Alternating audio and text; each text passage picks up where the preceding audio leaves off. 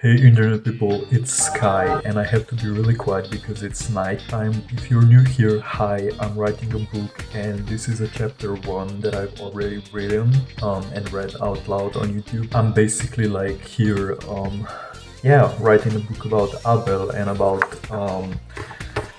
the intensity of his life. And yeah, hello, you can guess who actually Abel is. So if you're interested in the extremely messy life that actually led me to the point of writing this book, welcome to the land of lie. Chapter 2, Childhood, a kingdom where nobody dies. Mom, can I see you throughout the day?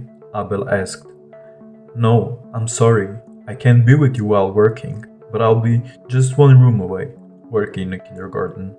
Don't worry. Mom, please, pretty please. Sorry, Abel, but it can't go like that. Here, your toy bunny will be with you. Okay, he said in a sad tone. Abel squeezed his toy and joined the group of the kindergarten called Pinocchio. Pinocchio. We've all heard of the story about the wooden boy who had difficulties hiding lies because his nose grew every time as he didn't speak the truth. Abel found himself in the same situation later in life, regarding the lies, not the nose growing, lol. But as a child, he couldn't relate to Pinocchio. That strong tendency to tell everyone what was on his mind. It was just there. We know this isn't a healthy view on life. Not telling everyone your business isn't the same as lying. But as a child, any other child, to be honest, Abel didn't really understand this concept.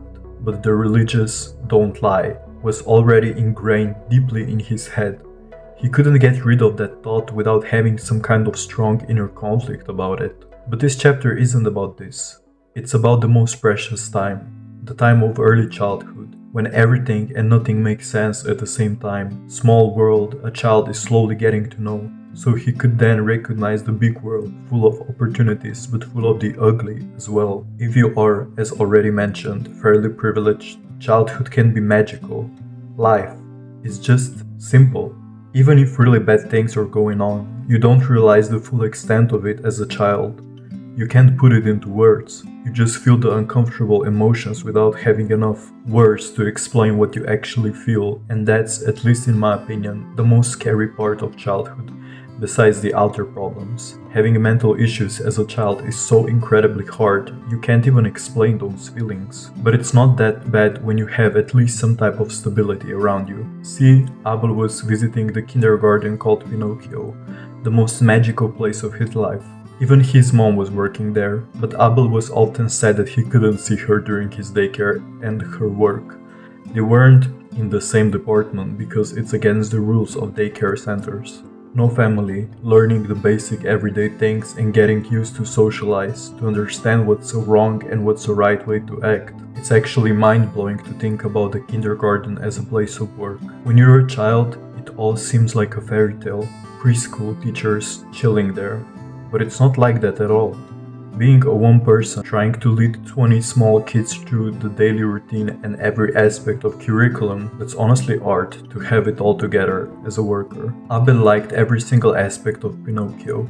He made some friends there as well, and that was always the happiest time. Childhood is the kingdom where nobody dies, as Millet said. A sacred time when you don't realize that once you will find yourself on a deathbed or an accident perhaps that will end you. No, it's only the simplicity of it that keeps that little heart pumping. Anyways, some days were good, some days not so good, as it is normally. But it's all an escape though, going to kindergarten, school, to work, running into ourselves or running out of ourselves, nothing in between. Artsy activities were amazing, always getting so deep into the kiddo art Abel was creating, not having a single worry under the sun other than thinking about going home to watch cartoons.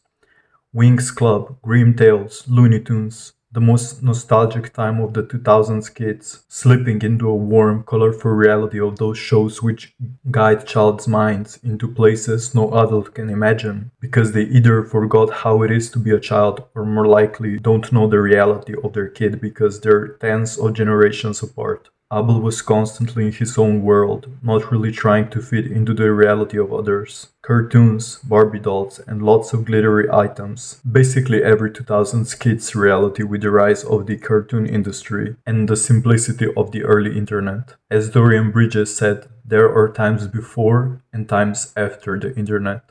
It changed everything. Early internet was still kinda isolating. Abel had three older siblings, each and every one in their own world as well. But the lack of understanding that was the main reason the actual lack of the internet that we have today, even though it can be absolutely horrible and poisoning, it can also be very comforting to recognize yourself in a content creator with similar issues as you. But his siblings didn't have this privilege of being understood in that way. But Abel, just as any child, didn't think about life. It's also perfect when you're an unbothered child, isn't it? But the reality is that Abel's mom was the glue holding the family together. Dad was absent, drunk, always going out without a care about his wife, three teenagers, and one small child. Abel knew that something is off, but couldn't really wrap his brain around what that is. Emotions are everything. As a child, you have them, deep ones. But the lack of the language, knowledge, makes this process impossible to grasp. Lack of understanding, if I go back to what I talked about, was the worst in the case of Cassandra. Cassandra, Abel's older sister, his absolute idol, Barbie doll that he wished he had or that he was. Cat-like blue eyes, Y2K teen eyebrows, sapphire black hair, perfectly thin. Every 2000s girl's beauty standard. But see, just because she was beautiful on the outside didn't mean she didn't have deeper inner issues that affected everyone around for mind-blowing decades. Once you live for the outer instead of for the inner, it ruins you. Putting anything or anyone as your absolute life source, as your god, either that's money, beauty, man or a woman, it will absolutely ruin you because you aren't drinking from the water of good, seeking the inner light and sensible sense of identity. I guess that's just the thing with children of alcoholic dads. When you have no authority, you can't create an identity of your own. But Abel quite enjoyed the lack of boundaries with his dad, wrapping him around a finger and getting every cartoon DVD he wanted. Doesn't it sound perfect? Maybe, but only temporarily. He had mixed feelings about his dad. Love. It's not about doing everything one wants or telling them everything they want to hear. Love is about truly respecting someone and setting the boundaries with them. Same goes for children, only that you have to teach them about boundaries so they can healthily develop. That simplicity wasn't the case in the Liam family. Rose tinted glasses of the father just never fell off.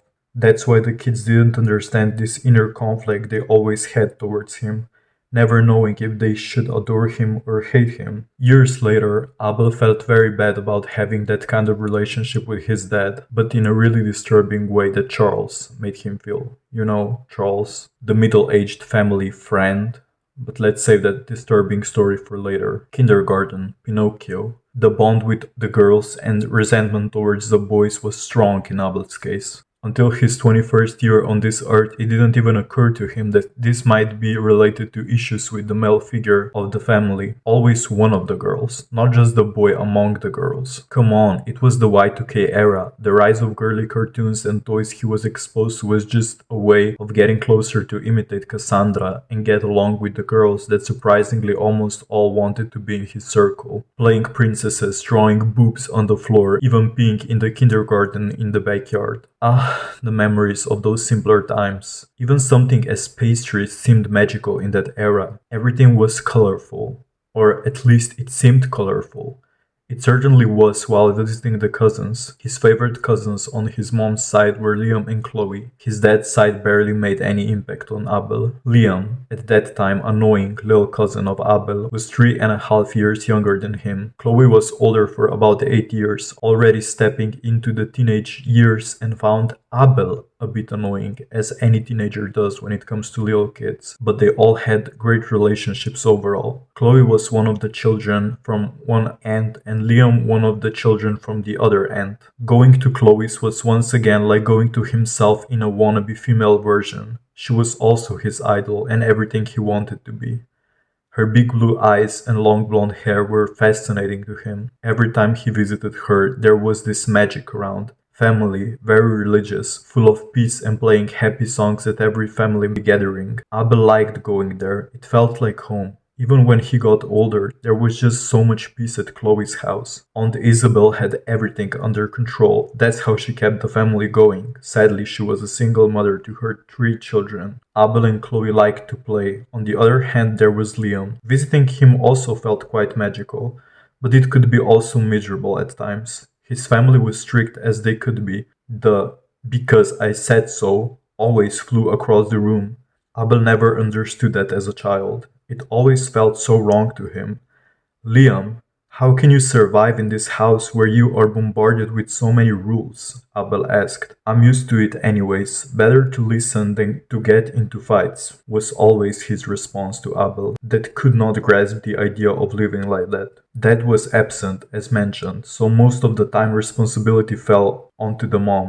Bree, who was always actually the ray of sunshine anywhere she came, but Abel hated when she was strict with him about the most basic of the basic things, as a parent should be.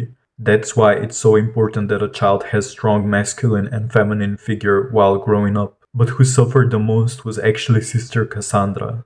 Her rebellion didn't make sense to Abel. Why was she so mean all the time? But on the other hand, she could be very sweet, almost people-pleasing.